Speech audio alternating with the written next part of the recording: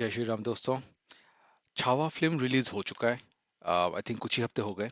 हमें उस फिल्म का थैंक यू बोलना चाहिए दिल से, क्योंकि फिल्म रिलीज होते ही हमें दिखना शुरू हो गया है कि कौन इंडिया के अगेंस्ट में है और कौन इंडिया के लिए है, कौन इंडिया के फॉर पे है और कौन इंडिया के अगेंस्ट में है। तो हमें पहले से ही पता था, वैसे ऐसा कुछ नया तो है नहीं वो, पर अब हमें वो बिल से बाहर आ रहे हैं एक एक करके सारे। अब हम जाएंगे इस वीडियो पे, एक एक का सबका नाम आएगा इस पे। पर यही है कि ये लोग जब छुपे हुए थे इंडिया के हेटर्स, अब ये बाहर आके बोलने की कोशिश कर रहे हैं। अच्छी बात है, अच्छी बात है। और बोलो, तो एटलीस्ट हमें पता तो रहेगा ना कि एटलीस्ट हम वोटरों को एटलीस्ट पता तो रहेगा ना कि अम, किसे वोट नहीं करना चाहिए या किसे वोट करना चाहिए। राइट। तो इस चीज को हमें भूलना नहीं चाहिए कि अच्छा अच्छा, ये लोग थे हमारे अंदर जो छुपे हुए मुगल के औलाद थे, ये हमें हमारे यहाँ अंदर। चलिए देखते हैं वीडियो को। जो औरंगजेब अपने बाप का नहीं हुआ, जो औरंगजेब अपने भाइयों का नहीं हुआ, उस औरंगजेब का अपना बनने के लिए इस देश में कुछ नेताओं में होड़ लगी हुई है। और सिर्फ वजह एक मुस्लिम वोट बैंक, और कुछ नहीं। और इसलिए इस वक्त जब देश में छावा फिल्म की चर्चा चल रही है, छत्रपति अच्छा, एक बात ये है, मुस्लिम वोट बैंक के लिए ये सारे नेता, राइट, ये सब छावा को फिक्शनल स्टोरी बता रहा है, कोई बता रहा है कि ऐसा कुछ नहीं हुआ था, या औरंगजेब बहुत अच्छा इंसान था, दिल का बहुत सच्चा था, जैसे हमारा राहुल गांधी बहुत सच्चा है दिल का, राइट। वैसे कुछ बोल रहे। तो ये बोल रहे कि मुस्लिम वोट बैंक के लिए बोल रहे, राइट। पर गौर करने वाली बात ये है कि क्या मुस्लिम वोट बैंक तभी उसको वोट देगा जब वो भारत के किसी राजा को गाली दे या मुगलों को ग्लोरीफाई करके दिखाए। तो मतलब जो इंडिया का मुस्लिम वोट बैंक है, वो चाहता है कि मुगल ही रहे, बाबर का ही मस्जिद बना रहे, वहां पर राम मंदिर ना बने, राइट। तो हमें हमें ये भी सोचना है, राइट, कि किसको खुश करने के लिए ये लोग बोल रहे हैं, राइट। मुस्लिम को खुश करने के लिए बोल रहे हैं, ठीक है। क्या खुश करने के लिए बोल रहे हैं? कि ये बोल रहे हैं खुश करने के लिए कि मुस्लिमों को लगता है कि अगर वो छावा का हिस्ट्री सामने आएगा तो which is very bad, right, वो खराब है, मतलब उनके लिए मुगल वाला हिस्ट्री अच्छा है, राइट। तो मुगल हो गए सारे, जो लुटेरे जो बाहर से इन्वेडर्स आए हुए थे, सबकी हिस्ट्रीज मतलब वही, मतलब उनको वो अपना मानते हैं, हमारे राजाओं को अपना नहीं मानते। मतलब मैं ये बोलने की कोशिश कर रहा हूँ यहाँ पे कि हमारे जो राजा है जिन्होंने इस देश को डिफेंड किया था, इस देश को प्रोटेक्ट करने के लिए किया था, गुरु गोविंद भी हो सकते हैं उसमें, जो हमारे देश के जो लोग थे उनको मारने मरने से बचाने के लिए उन्होंने सिख संप्रदाय का उन्होंने शुरू किया था, राइट। सिख ऑर्डर ऐसे ही शुरू हुआ था कि हिंदू को बचाने के लिए सिख शुरू हुआ, सिख की गठन किया गया था, सिख ऑर्डर का। तो उस उनको भी मारा था ना औरंगजेब ने, उनके बेटे को भी मारा था ना औरंगजेब ने। तो पर मुस्लिमों को वो पसंद है, इसीलिए तो ये अ, मुस्लिमों को खुश करने के लिए औरंगजेब को अच्छा बोलते हैं, राइट। ये यही पॉइंट है एट द एंड।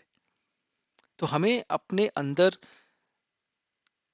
जो विभीषण है या जो दुश्मन है, अंदर वाले दुश्मन, बाहर वाले तो बहुत इजीली पता चल जाते हैं कि अच्छा ये तो पाकिस्तान है, ये चाइना है, ये तो हमारे दुश्मन है, चलो पता चल गया। हमारे अंदर कौन है, वो पता करना बहुत इम्पोर्टेंट है। पता तो हमें बहुत सालों से है।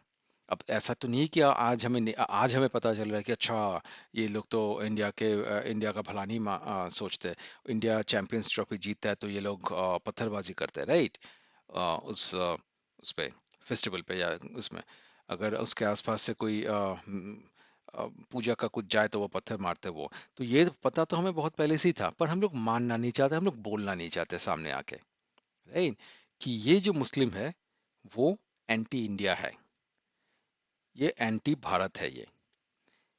ये जब हम लोग सामने आके बोल पाएंगे तब हम लोग कुछ कर पाएंगे। अगर बोलने से अगर लगता है कि माहौल खराब हो रहा है यहाँ पे, तो which is wrong। क्यों रॉन्ग है, क्यों गलत है ये? क्योंकि अगर हमें बोलने से डर लगता है इसमें ये, तो हम लोग एक्शन भी नहीं ले पाएंगे। पहले हमें अपने आप को पहले बोलना पड़ेगा कि कौन हमारा है, कौन हमारा नहीं है इस देश का। एटलीस्ट वो पहले क्लियर कर लो आप। हम हम एज ए वोटर, राइट? उसके बाद हम लोग नेक्स्ट स्टेप का सोचेंगे कि अच्छा अब क्या किया जाए। पता चल गया कि दुश्मन कौन है, दुश्मन को पहचानो। सिंपल।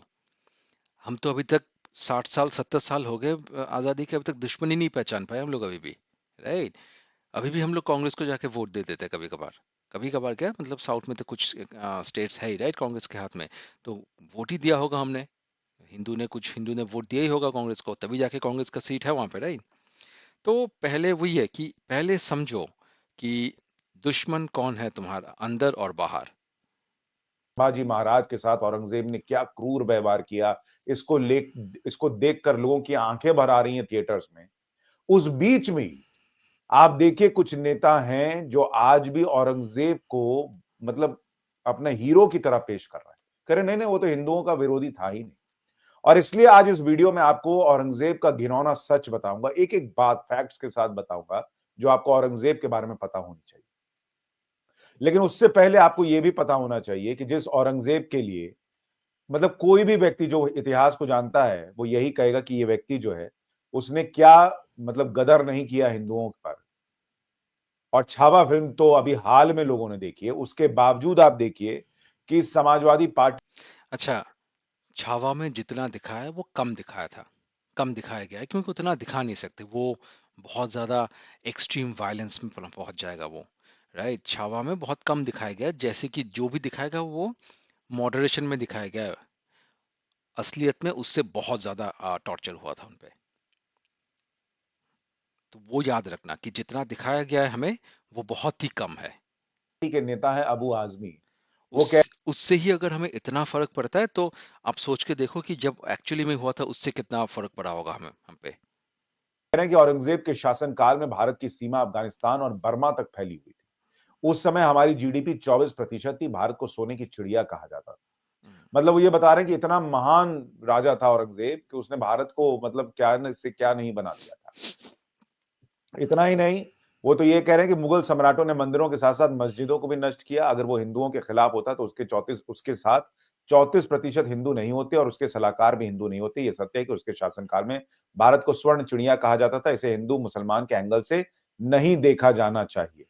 जरा एक बार अबू आजमी की बाइट सुनने के पहले और आपको सारे फैक्ट्स बताने के पहले मैं आपसे पूछना चाहता हूं, आप औरंगजेब के बारे में क्या सोचते हैं? क्या आप औरंगजेब को महान मानते हैं या औरंगजेब को एक निहायत ही कट्टर और गिरा हुआ शासक मानते हैं जिसने हिंदुओं पर अत्याचार किया? कमेंट करके जरूर बताइएगा। लेकिन समाजवादी पार्टी के नेता की जरा सोच सुनिए, फिर आगे की बात। सब गलत हिस्ट्री दिखाई जा रही है। औरंगजेब रहमतुल्लाह अलैह ने बहुत सारी मंदिरें बनवाई हैं और आप बनारस में जाकर देखेंगे एक एक बच्ची, पंडित की बच्ची को जब उनका ही एक सिपह सालार उसके साथ शादी करना चाहता था, उन्होंने उस सिपह सालार को 2 हाथियों के बीच पैर बांध कर मार दिया और उन पंडितों ने उनके लिए एक मस्जिद बना के दिया वहाँ पर। क्या बात करते हैं, ये गलत हिस्ट्री। तो आप औरंगजेब को क्रूर शासक नहीं मानते हैं? नहीं, मैं नहीं मानता। औरंगजेब क्रूर शासक नहीं है? बिल्कुल नहीं, मैं बिल्कुल क्रूर शासन नहीं मानता। ये भाई साहब औरंगजेब को क्रूर शासक नहीं मानते और ये अकेले समाजवादी पार्टी के नेता नहीं। सबसे बड़ी मुबारकबाद तो अयोध्या वालों को दीजिए जिन्होंने ऐसे अवधेश प्रसाद को चुना है अपना सांसद। वो भी औरंगजेब की तारीफ कर रहे हैं। आप देखिए वहां पर महाराष्ट्र के अंदर जूते पड़ रहे हैं समाजवादी पार्टी के नेता अबू आजमी के फोटो पर और लोग बड़े नाराज हैं। आप देखिए वहां पर जो डिप्टी सीएम है एकनाथ शिंदे, उन्होंने कहा इन पे तो देशद्रोह का केस चलना चाहिए। खुद आप देखिए शिवसेना के नेता हैं संजय राउत, वो तक कह रहे हैं कि इस आदमी को इतिहास क्या इसने अबू आजमी ने लिखी क्या, जबकि दोनों इंडिया अलायंस के पार्टनर है। फिर भी संजय राउत जो है वो इस तरह का बयान दे रहे हैं क्योंकि महाराष्ट्र में कोई ऐसी बात औरंगजेब के लिए सुनना ही नहीं चाहेगा जिसके बारे में पता है कि शिवाजी, छत्रपति शिवाजी महाराज और संभाजी महाराज के साथ उसने क्या किया। उसके बावजूद ये कह रहे हैं। और अयोध्या के सांसद साहब को जरा सुनिए, वो डिफेंड कर रहे हैं अबू आजमी को। समझ पाए, इसलिए वो इस तरह का अनर्गल बेबुनियादी बात कर रहे हैं। उनको इतिहास समझना चाहिए, उनको इतिहास समझना चाहिए औरंगजेब का क्या इतिहास रहा, उनके सिपह सालार, उनके सलाहकार, उनके आसपास के लोग कौन लोग थे, इसकी जानकारी उनको लेना चाहिए। और जानकारी जब हो जाएगी तो इस तरह का बयान नहीं देंगे वो। तो पहले तो अयोध्या वालों के लिए ताली है बॉस, बहुत बढ़िया सांसद चुने। औरंगजेब की तारीफ कर रहे हैं भाई पता नहीं साहब, कैसे। कह रहे हैं कि कौन सिपा सलार था वो पता होना चाहिए।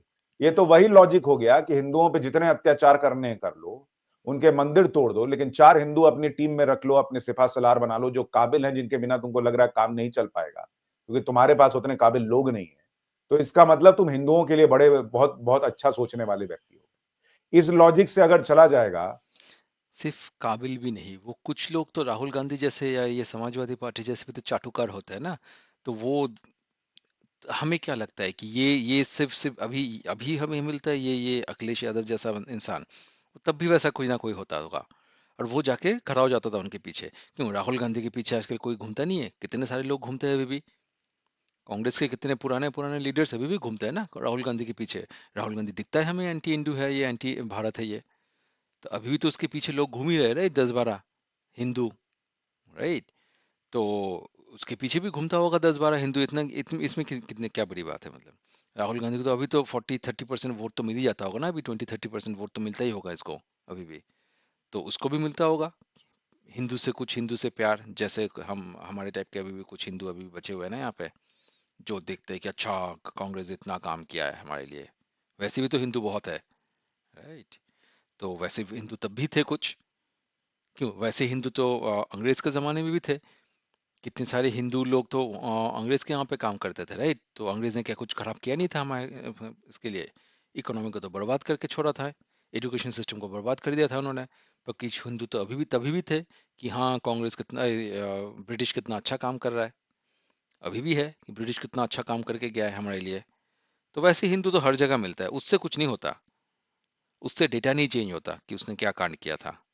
तो भाई अंग्रेजों की फौज में कई भारतीय जो है वो हाँ वही सैनिक थे, सेम ही बोल रहा है तो वो। इसका मतलब अंग्रेज भारत पे अत्याचार नहीं कर रहे थे। फिर तो ये लॉजिक दे दो कि भारतीय खुद ही जाके अंग्रेजों की फौज में अगर भर्ती हो गए थे, तो इसका मतलब भारतीय तो खुद चाहते थे कि अंग्रेज हम पर राज करें, यही बोल दो फिर। इन लोगों का बस चले तो भाई कुछ भी लॉजिक दे दें, कुछ भी कुतर्क दे दें। भाई उस हिसाब से तो फिर अंग्रेजों का भी महिमा मंडन करो कि अंग्रेजों के समय भी ये बना वो किया बना, तो फिर किया तो है ना, 60 साल 70 सालों से किया तो है हमने, राइट? वो तो अब जाके वो नामों को चेंज कर रहे हैं, सब कुछ उठा उठा के चेंज कर रहे हैं वो।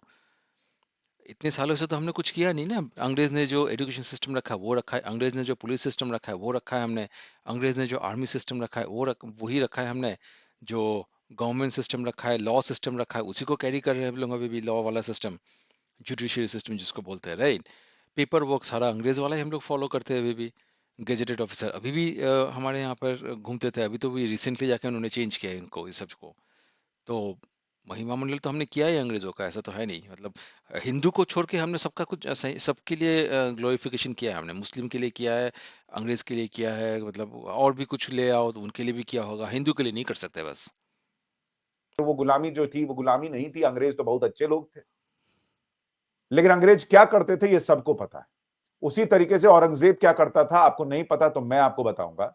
लेकिन आप पहले ये भी देखिए कि अबू आजमी पर एक एफआईआर भी हो गई है और भाई साहब ने अब अपने बयान पर माफी मांग ली है। लेकिन ये कॉमेडी है कि कुछ भी एक बोल दो उसके बाद माफी मांग लो, क्योंकि एक बार तुमने बोल दिया, जिसको सुनना था उसने सुन लिया, उसको लगेगा कि अच्छा हाँ ये तो हमारा बहुत अच्छा इंसान है, हमारा बहुत अच्छा मुस्लिम है ये, क्योंकि इसने औरंगजेब को डिफेंड किया है, राइट? उसके बाद माफी मांग लो, इसको भी पता है कि अच्छा माफी तो ऐसे ही मांग लेते हैं लोग, तो हम इसने मांग ही लिया होगा माफी। ये माफी मांगने वाला कंसेप्ट ही बंद कर देना चाहिए इनको।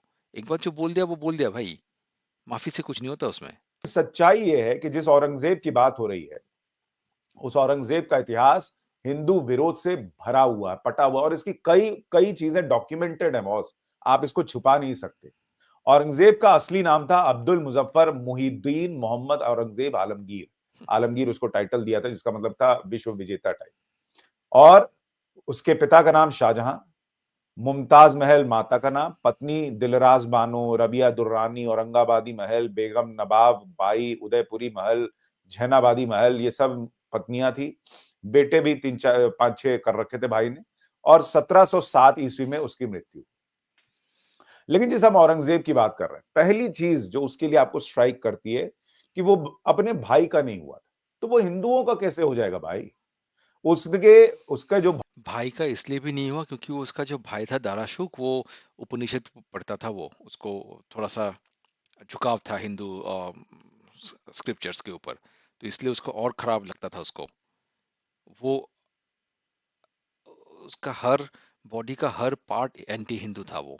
भाई थे भाई, उसके पिता शाहजहां ने चाहा था कि उसका भाई जो है दारा शिको, उसको सत्ता दे के जाए वो, लेकिन उसने दारा शिको को ही फांसी दे दी।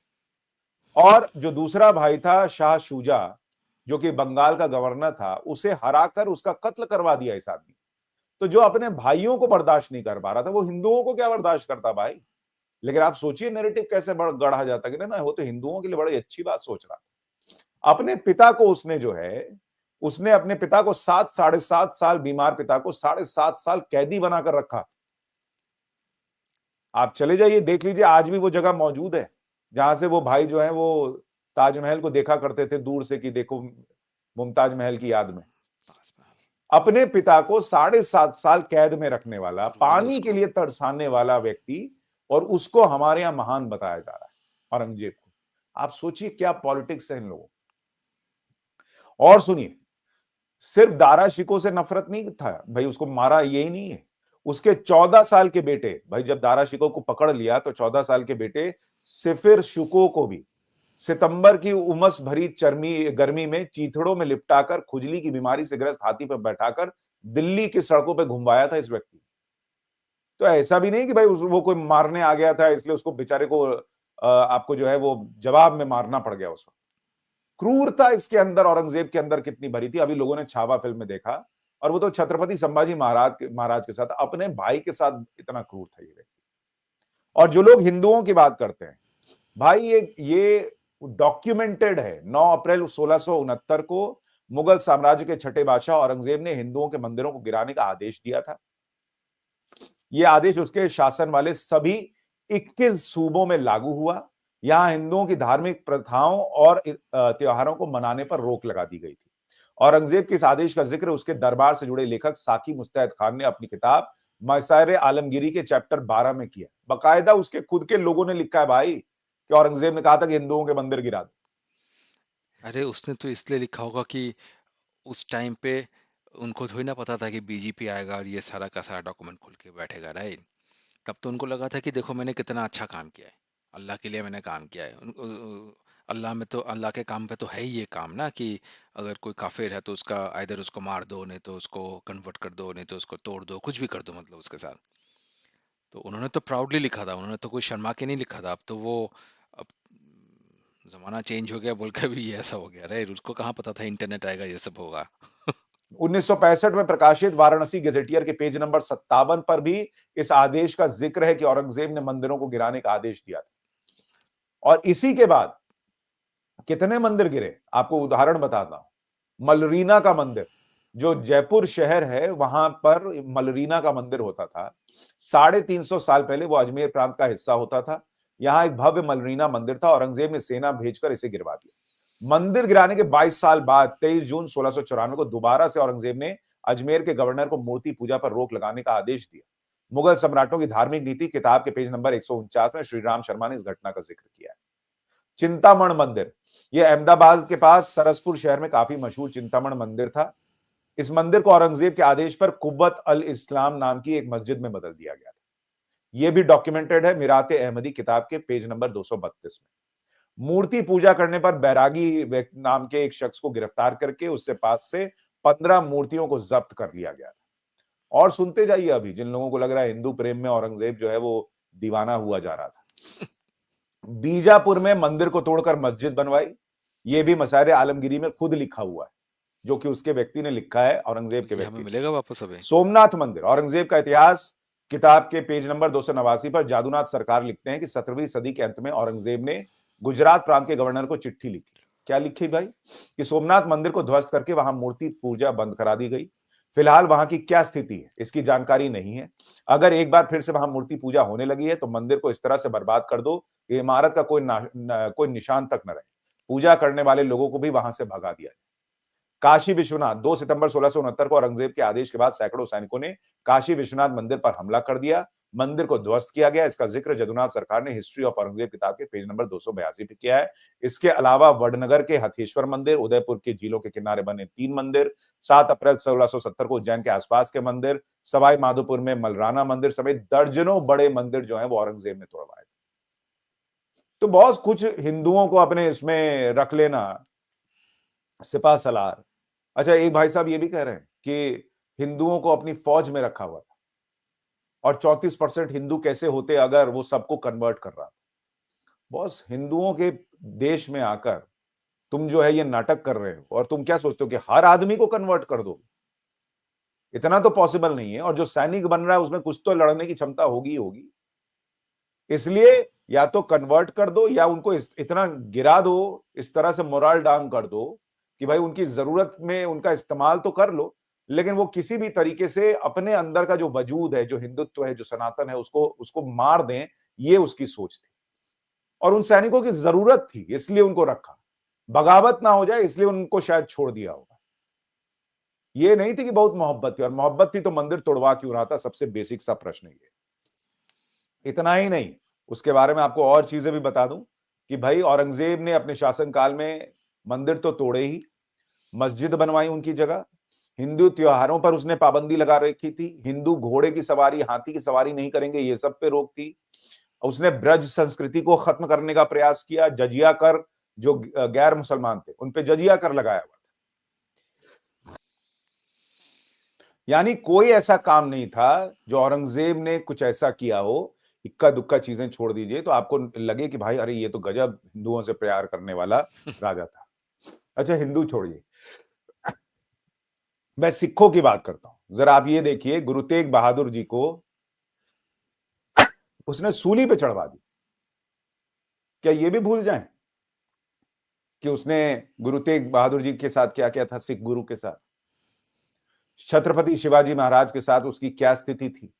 छत्रपति संभाजी महाराज को किस क्रूरता से मारा, आंखें जो हैं फोड़ दी, जबान निकाल ली, शरीर पे निशान ही निशान चोट के, और उसके बाद काट काट के फेंक दिया। ये तो अभी अभी लोगों ने छावा में देखा है। आप सोचिए बॉस कि इस देश में अपना हीरो चुनने के लिए किस तरह से नेता। गलती इनकी नहीं है, गलती हमारी है। हम जब तक नहीं जागेंगे तब तक ये ऐसा ही चलता रहेगा। जो है वो वोट बैंक पॉलिटिक्स करते हैं। इस देश में इतने सालों तक गलत इतिहास तो पढ़ाया ही गया। मुगलों को महान बताया गया, लेकिन छत्रपति संभाजी महाराज के बारे में जानने के लिए कोई छावा जैसी फिल्म लगती है, कोई न्यूज की पाठशाला जैसा शो लगता है जो बताए आपको आकर कि भाई क्या हुआ है। चोल राजाओं के बारे में बताने के लिए कोई सुशांत सिन्हा आकर सब पूरे न्यूज की पाठशाला में रिसर्च के साथ बताता है, तब लोग कहते हैं अरे चोल साम्राज्य इतना शानदार था। लेकिन मुगलों की घुट्टी बना बना के जो है हमको ठूस दिया गया अंदर। अरे ताजमहल प्रेम की निशानी, अरे कभी साउथ चले जाओ बॉस, देखो चोल राजाओं ने ऐसी ऐसी चीजें बना के छोड़ दी जो अंग्रेज माफ कीजिएगा, जो मुगल जो है ना वो 7 जन्म में नहीं बना पाते। मुगल कभी समुद्र में कुछ कर नहीं पाए, साम्राज्य नहीं फैला पाए। चोल साम्राज्य जो है वो उनके पास उस वक्त नेवी होती थी, चोल राजाओं के पास, हिंदू चोल राजाओं के पास। लेकिन ये सब चीजें बताना किसी ने जरूरी नहीं समझा। आप तो ये भी जानकर हैरान रह जाएंगे कि कुछ ऐसे इतिहासकार भी हैं जो हिंदू हैं, जिन्होंने किसी एक मौलाना के बयान पर ये किताबों में छाप दिया कि औरंगजेब तो इतना महान शासक था कि वो जब चल रहा था और काशी विश्वनाथ पहुंचा तो वहां पर कुछ हिंदू राजा और उनकी रानियां वगैरह थी जो साथ में थी, तो वो जब रेस्ट करने के लिए रुके तो वहां पर हिंदू रानियां जो है वो नहाने के लिए गई। एक रानी आई नहीं तो वो उनको ढूंढा गया तो पता चला कि जो काशी विश्वनाथ मंदिर है वहां पर एक कोई तहखाना था, उसके अंदर जो है वो थी और वहां पर उनका रेप हो गया था। इससे औरंगजेब इतना नाराज हुआ कि उसने मंदिर तोड़ने का आदेश दे दिया। आप सोचिए बॉस किस लेवल पे जाके कवर अप करने का प्रयास हुआ और कैसे कैसे झूठ फैलाए गए,